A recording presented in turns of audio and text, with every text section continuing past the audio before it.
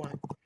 Hey guys, welcome to another episode of the Childcare Director Share podcast. We are so excited that we have Dominique Savage from Educated Minds with us today. If you watch YouTube, you probably already have subscribed to our channel. And if you haven't, subscribe today, right after this episode. We are going to talk about something that we both believe in so much. We really want to talk about the power of staying small and how not to scale up in a way that doesn't protect your childcare brand, because sometimes you will think, bigger is better, and it isn't always. Now, it could be for your brand, but we want you to make sure that you consider all of the things that you need to consider before you open up your next childcare center. So, welcome to the podcast, Dominic. Thank you so much. I'm super excited to be here. I'm super excited to be on your podcast. Thank you so much. I want to say thank you for having me before we jump into any conversations, because it's such a dear and near topic to my heart and so to yours. So I'm super excited just to talk about it and really enlighten everyone, and just like really share the true rawness of that space that we're going to talk about today. So thank you so much Yes, yeah. for having me.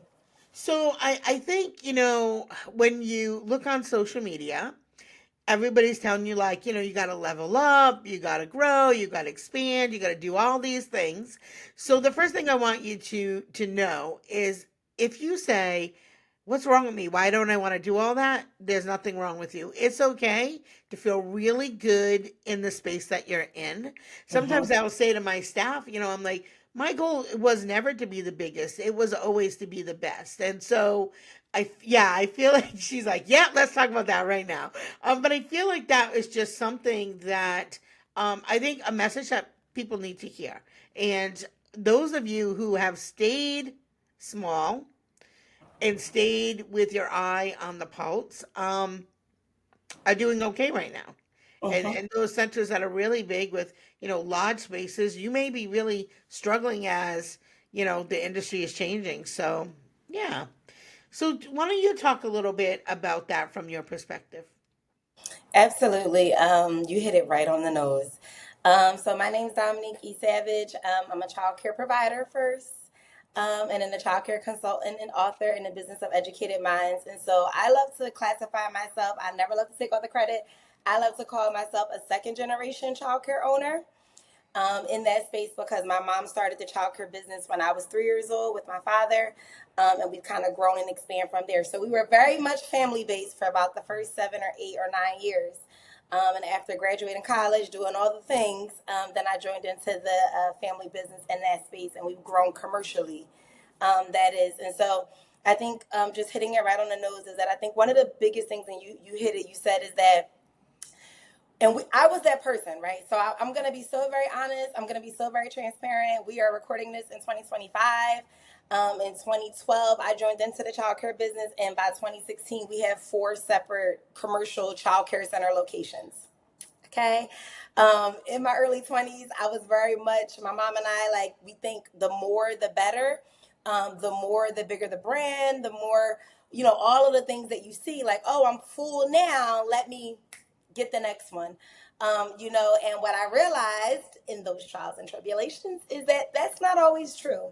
I just always say that you have to really know and make sure that the first system and the first location, or any location, is a well-oiled machine without you. Okay. An extreme well-oiled machine, not that a well-oiled machine that you got staff and you solid for 45 days or even 6 months. I'm saying like a well-oiled machine. If teachers call out, if people quit, if you're not your director, any of those things, it can still operate in the midst of a storm, because storms are going to happen when you have multiple locations. And sometimes when you have multiple locations, one of the reasons why we decided to scale back down and maximize the size that we actually have is a financial deficit, and quality, the level of quality, drops. You have to choose. And then the most important part of when you want to become a CEO in any business or any entrepreneurship, the freedom's not there.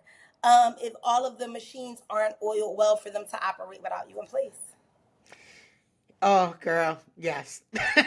All those things. So, my sister and I have opened up 6 centers and a dance studio. Wow. Yeah, and I think, you touched on the resources and the people resources, but also the financial resources, because you can have two or three centers really doing well and making a profit. But if you have a couple centers that are not, they're, especially if they operate as one Mhm. company, which that's Yeah. how we operate it, as one company, one brand. They'll suck all the energy and the life out of the other ones. All the profit you're making at three centers, you're paying for another center. And I always tell people I have no ego when it comes around to that. I was like, this center is not making us money. Bye. Like, Yes. yeah, yeah, because it can really not just take a toll on your people, but also your finances. Absolutely. And I love that you said that ego, right? Yeah. That's like such a big thing. And for me, in that space, that 26-year-old, it was like, oh my God, I invested this money in these other two locations. I'm still paying off loans from these other two locations. You telling me now that I'm going to like stop it and shut it down? And I was just like, no, Dominique. My mom and I, it wasn't just never us. It was both of us together. And at that time, she was just like, the numbers aren't numbering. The math isn't math and the freedom isn't there. And we had already put like a solid 12 years in the game before two Hmm. more locations. So it's like, you're supposed to grow, but not take away, Yeah. And so I had to check my Shigo, as I love to call it. I had to check my Shigo and realize like that was a true business learning lesson for me, that is not about like what looks good and what seems good. You can see people and they're like, hey, I see you guys are doing your thing. You guys got 4, 5, 6 locations. And you're like, yeah, but behind the scenes, you're struggling. Mm-hmm. That for sure, for sure. And I think it was almost a blessing because before COVID hit, we were down to three. And I just said to myself, I could not even imagine trying to run 600 during that. Like, that was a blessing that I was already like, we just need to Ahead of the focus curve. on. Yeah, we were ahead for sure. I think one of the things too that I love, I'm Italian by culture, and I love people. I'm such a heart centered leader that for me, the first indicator was even before the financial. I feel like I started to lose that personal touch with families and staff, and I felt like my brand started to get a little diluted. Hmm. And so that didn't feel good to me. And so that was really my first indicator. Was I was always so proud to be like, I know all my families, all my staff, all my kids, Hmm. and that became really difficult. And our six centers were all in the same city. I have Yeah. I have three on the same road. I'm like a Dunkin' Yes. Donuts. But that is a secret, guys. I'm gonna tell you right now. That is a secret for building a brand. Like, if you fill a center and it feels good and it's easy, like, there is just logistical advantages when they're like next to each other. You can be there Other. in a minute if there's right. We're Yes. telling the truth. This is the truth, right? Yes. Yes. You can be Yes. there really quick if there's an emergency. Yeah, and you can be at multiple locations in the same day. I might open at one school, say hi to everybody, be the greeter, and then afternoon I'm at the other school, right? That's my And flow. and people see you every day. You are Yes. connected. Yeah, yeah. So, is there anything before I move on to the next part? Is there anything there that I Oh, didn't cover? absolutely. Yeah, go ahead. Absolutely. So it was about like 2008. At this point, I was kind of like graduating high school. And so we had that family childcare program for well over 9 years since I was three. At this point, I'm like 17 now. Mm, And so my mom was very adamant, like, no, I want to get a location that's in the vicinity because you've built up your families, you've built up your wait list. I think all the things that's going on now with social media, website, I wasn't coming from that era, right? And mhm, so she was very adamant. And even if I couldn't find it like right in the quarter, so I'm from Philly, and so it's very busy. It's very avenues. It's all the things. It's high traffic, and so even if she couldn't find a location right there, like walking distance, she's like, I don't want to go to a whole nother side of Philly. Right, like, so if mhm, I'm in North Philly, I don't want to go all the way to West Philly because you're literally like rebuilding your name. People know you by. We have generations that come back just because the name is Yolanda. You know, mhm, they mhm. could be like, "Dang, she's still there when they driving past." And so having multiple centers, when we did branch out, at this point, it was like we're going to do the do and get 4 locations. All of our locations were two. It was four, but two were on the same avenue, and the other two were on the same avenue. And it allowed at that time. Our thought process was one center is going to be toddlers, one center is going to be school agers, like breaking it down so it could be more organized. But you were exactly right. Even now with the 2 locations that we still have, we own those buildings. And so, like you said, we can be like, okay, I'm going to do morning, because I think your presence as an owner and just as an educator. So I was once a kindergarten teacher prior to this childcare world. And I think that just your presence as an owner, I always say, like, our motto is, and I always tell our staff this, is that we are small, but we are mighty, and we are quality. And one of the biggest things that I say is that, like, things can happen like this. A child can have to get rushed to the emergency room, accidents, inspections, pops inspections, all the things. So being in, like, drivable distance is super great. Another benefit is, like, we have families that's like, okay, well, I want my child to go to this location, but I'm full, but the bus is in distance between both locations. So I'm still picking up multiple families on different sides of, quote unquote, the neighborhood, because the bus runs between both locations. And because they want to stay within our community and our family and our quality, they will catch the bus to get to the other location if that location is full. So being close in proximity is a great, it's a great marketing technique. Sometimes it feels like you're taking over the ad. And it also is a great technique just to be able to spread yourself out in that space, with families when you do get full. Yeah, I mean, there's just, yeah. So for those of you who are thinking to add another center, right now, the things we're telling you, we're not in the same state. These are things that work no matter what state you're in. I'm telling you right now, this is how you do it if you are going to open up. And the other nice thing too is we're also a family run business. It's myself, my sister, my niece works here, my nephew works here, my daughter works here. You are my daughter, 100%.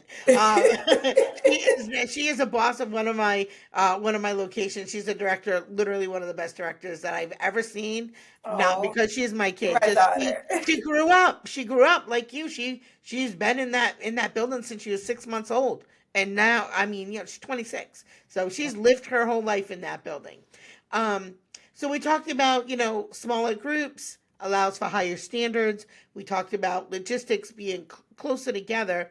What about, let's focus on, you're able to focus on what you love, like how staying small can really help give you time to focus on things that truly matter, like working with your kids, building those relationships, fostering positive environments. And ditching the stress of constantly always having to put out fires, right? Spending Yeah. less time on those operational struggles, which allows us to have more of a hands-on approach and connect with your vision and your mission. Like, I love going in rooms and doing observations, but I feel like not just to, like, observe to you support the teacher, of course that is especially important, but Mm-hmm. also to be like, am I delivering what I promise?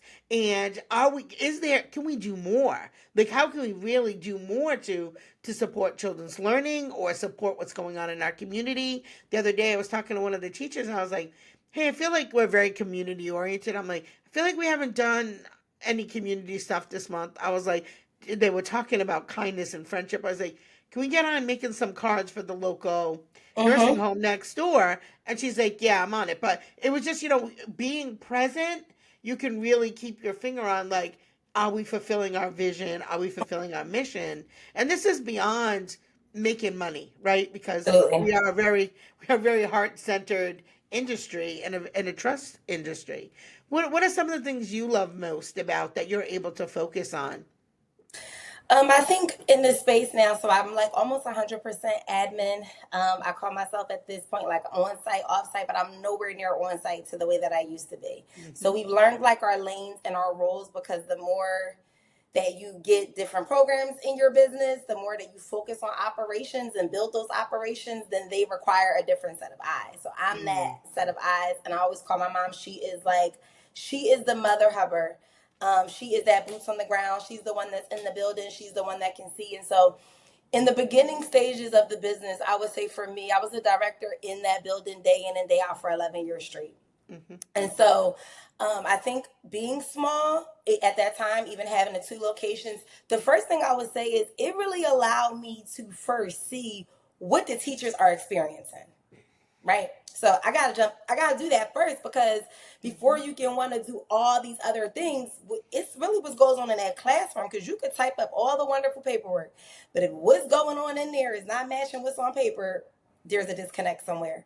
And so I think being in the teacher space first, it allowed me to really see, it allowed me to hear, and it allowed me to understand. I think a lot of the supervision things that were going on, if I had 6, 7, 8, 9 classrooms, and one classroom might have always been short and I always was missing a teacher over here, I wouldn't have really been able to be engrossed into the classrooms. In those classrooms, I was able to see by being a smaller site. I truly believe so. So one of our sites are 20 and our other site is 35. And so I think by just having 2 floors or 1 or 2 classrooms in those buildings overall, I was able to see and hear things that I wouldn't have been able to see and hear. I was also able to make changes. So like we had a daily schedule, right? And I'm like, okay, the schedule's working, but something's not right. But if I was in the office, or I was always running in between multiple locations because I'm putting out those fires, I wouldn't have been able to see it. A teacher's not going to say like, hey, we have playtime for an hour. I think we should cut it down to 45 minutes. Hey, we have small group over here, but I see that the children really need to go outside and get that energy out before we have them sit back down.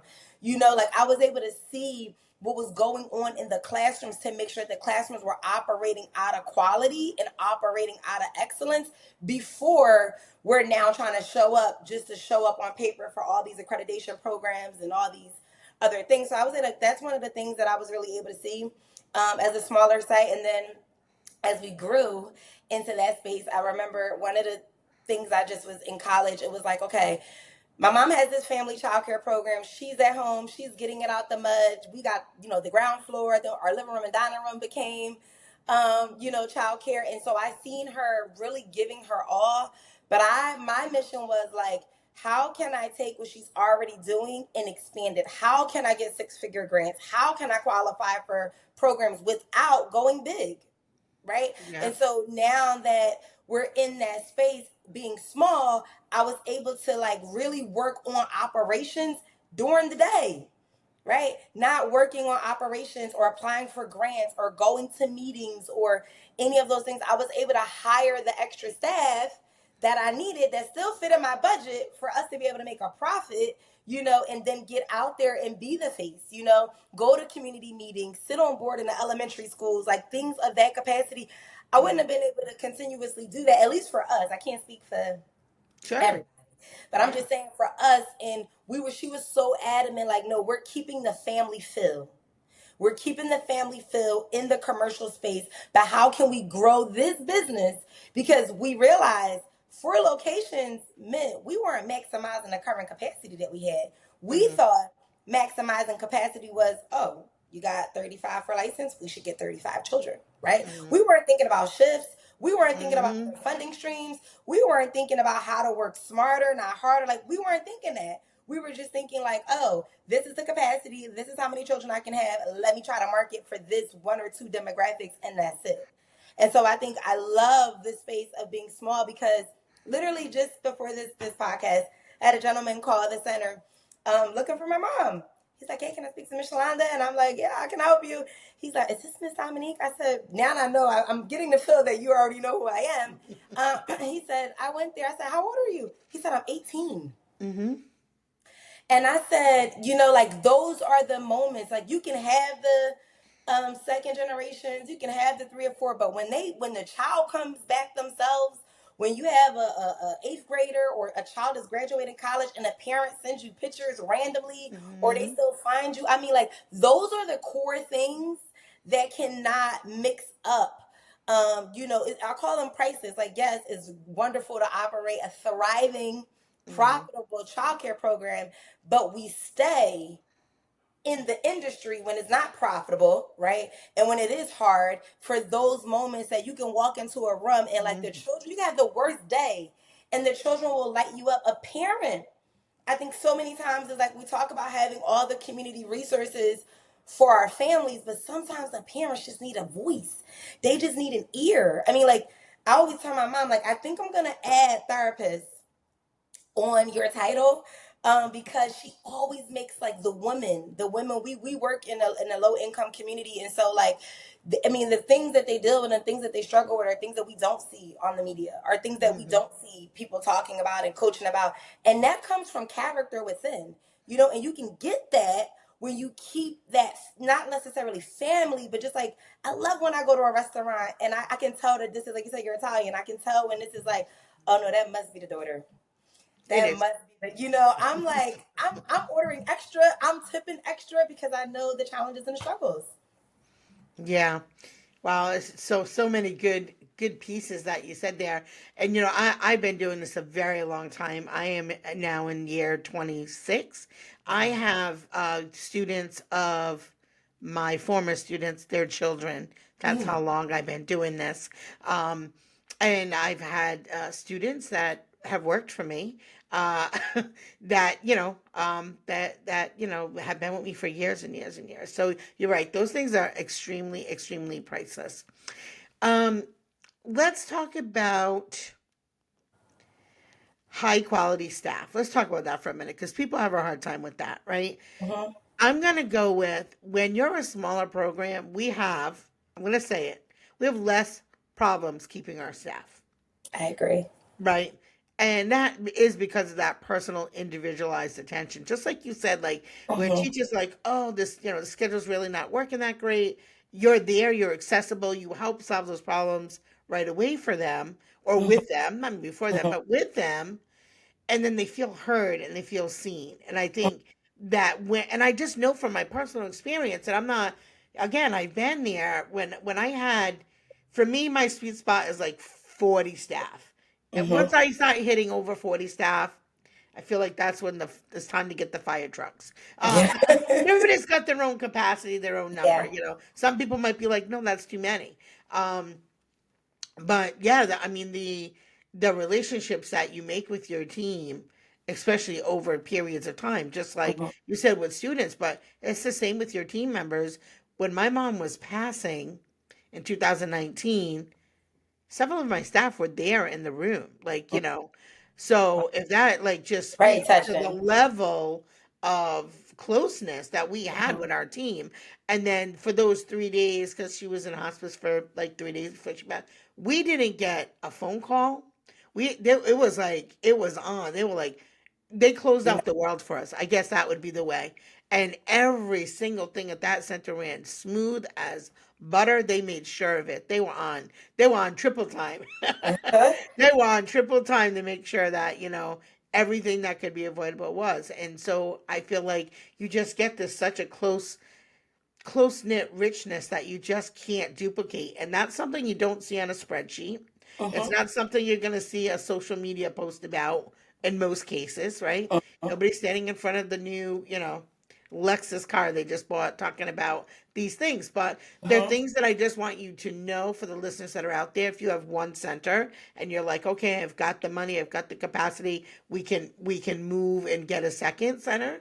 We just want you to be cautious and just think about not only what you'll gain, but some of the things that you might lose. Mm-hmm. Yeah. Absolutely. I think that for me is the staffing was such a, it was a challenge, even being as small as we were, right? And I think one of the biggest misconceptions, and I think one of the biggest things that small childcare providers have to learn, Ms. Dom included, I was no different. I think one of the biggest things that I had to learn is that when we had like the one center, it was like relationships were there, right? But I think that the more centers that I began to get and the more centers that we had, I totally jumped out there. My mom and I, she will attest to this if she sees this or when she sees this. She will attest to this that it was leadership that was extremely lacking in the owners, right? So I was able to get multiple locations and I was keeping staff, but I wasn't able to redirect properly. I wasn't able to speak properly. My onboardings were terrible. I mean, like all my the whole onboarding system, like what is that? Right? I didn't even that was not even a thing. It was like I need you. Let's go. Let's get in here. Yeah. We're there. And I think that for us, I would say that it was such a hard challenge keeping staff. One, because sometimes and it could be just where I'm at. But sometimes the smaller you are, the lower expectation that sometimes the teachers have coming into the your childcare center, right?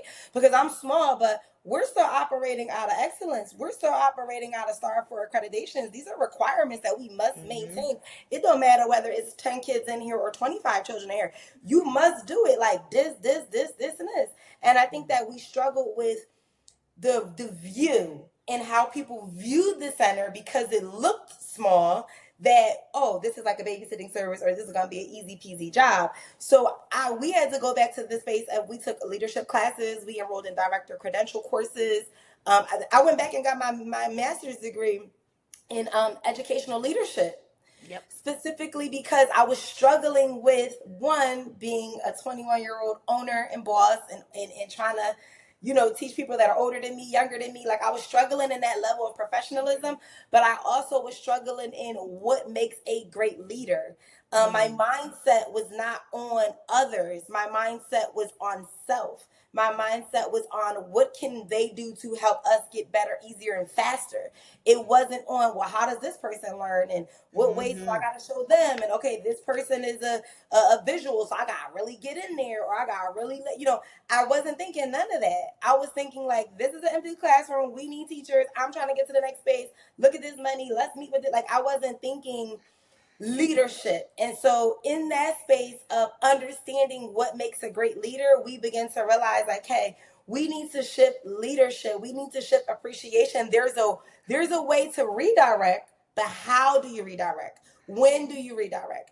Is it documented? Like, all of these things. And I think that us partnering with other funding streams and getting like those Head Start programs and things in our business really challenged me to level up, because you can get accreditation.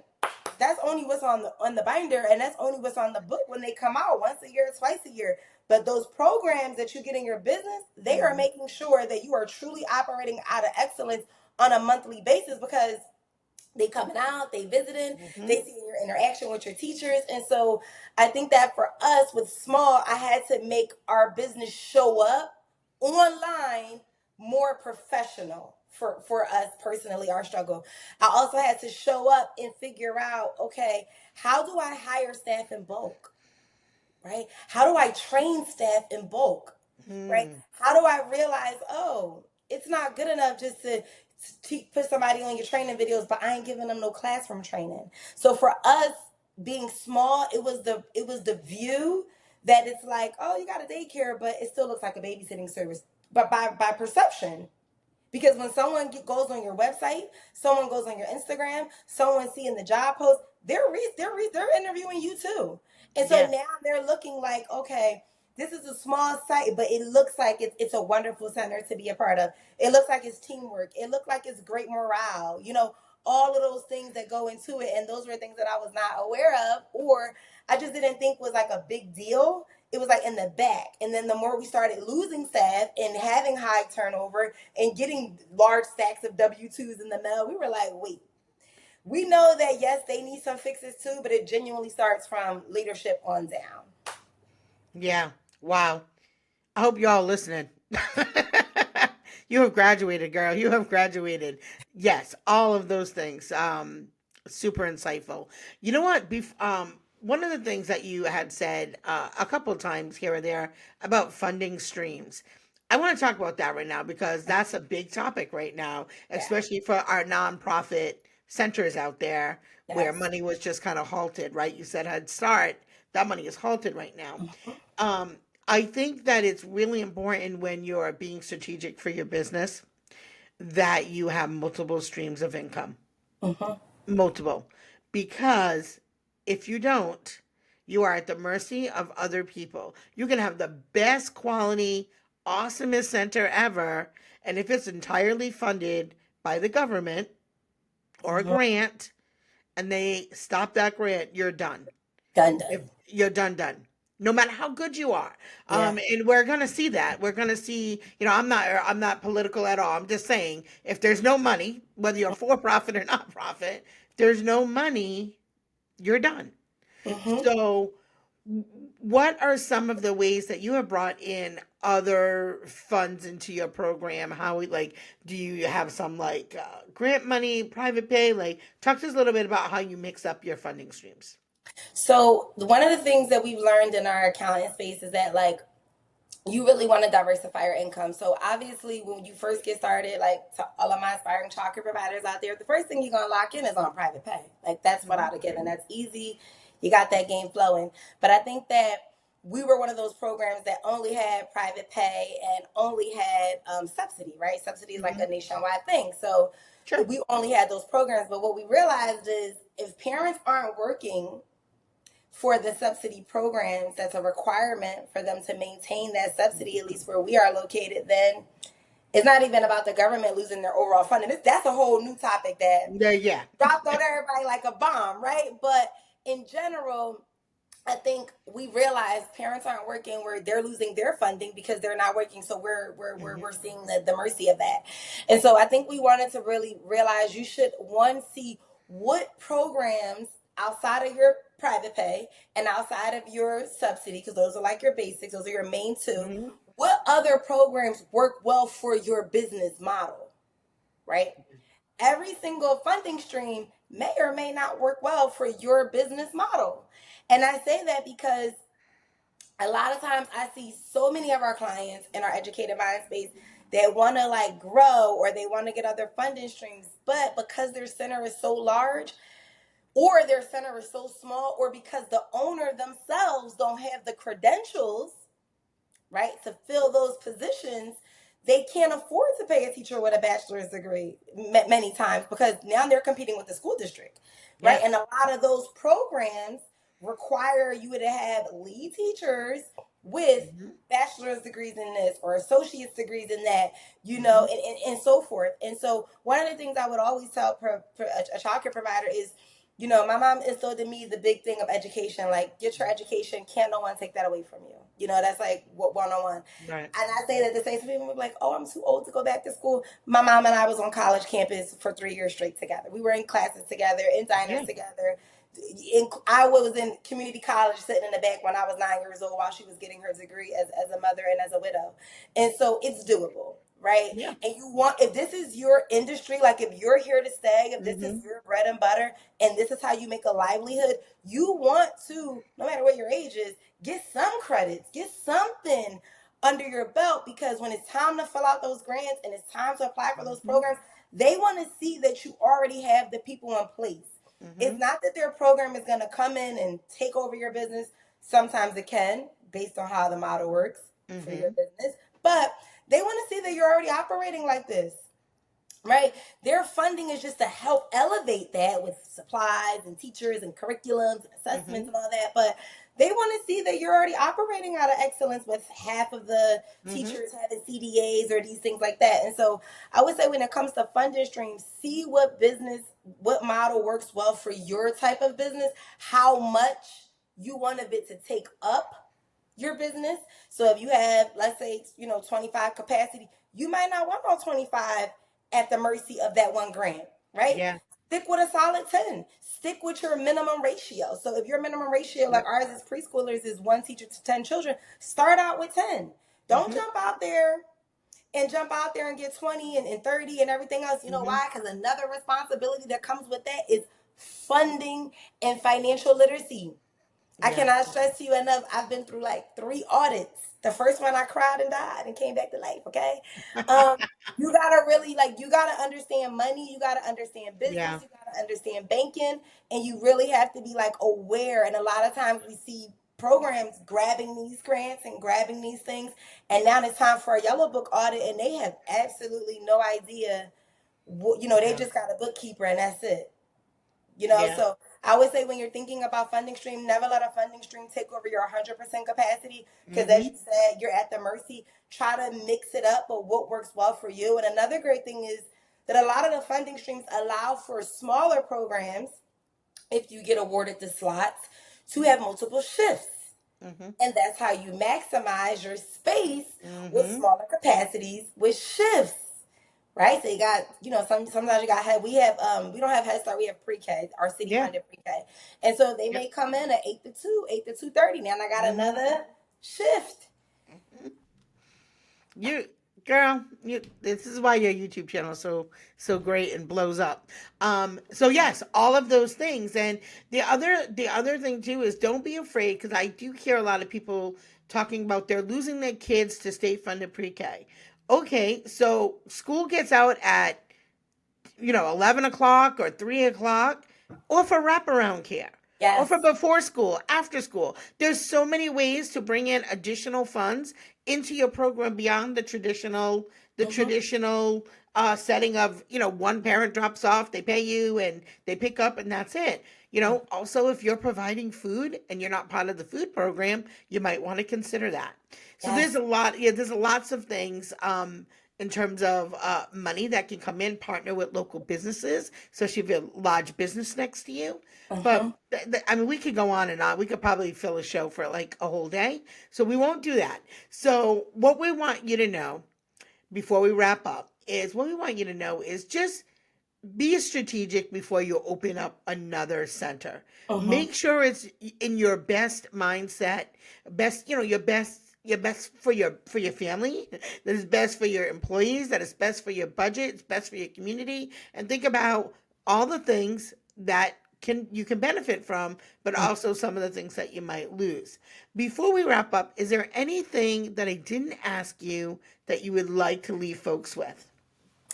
I think for this example and for this topic is so like near and dear. One of the things I want to say is that I want to leave people with is do not be afraid of your numbers. Okay. We are in business to make money, but we are also in business to educate our minds on finances. It is no one else's job but yours to understand what's going on financially in your business. And I'm not talking about when you log into your online banking. Okay. If you are solely thinking about expanding or get another location, we talked about all the things to consider, but really look at your previous 2 years of business. When you jump out there and get another location, I'm just a big firm advocate for ownership. If this is what you're doing and this is where Hmm. you're gonna be and this is your career, own a building. Yep. It gives you so much leverage, so much retirement things to look into, so much equity. Take your time. Just because you got one location and maybe you're leasing that building, maybe your next goal is how can I position my business financially Hmm. to then be in position to get a building, right? Negotiate those terms. Never try to pay off someone's whole mortgage on a commercial. So those are things that I say is that look at the numbers. I think the numbers, when you look at it on paper, will really give you a clear understanding and more confidence in your heart and what is the next direction to go in outside of this is it. Like we're doing this. We've been getting a lot of kids for the past year and it's Hmm. time to pivot. It's time to go next. Really look at the full scope and what Yes. your overall vision and mission is for your organization, not just for like you in your pockets. Yeah.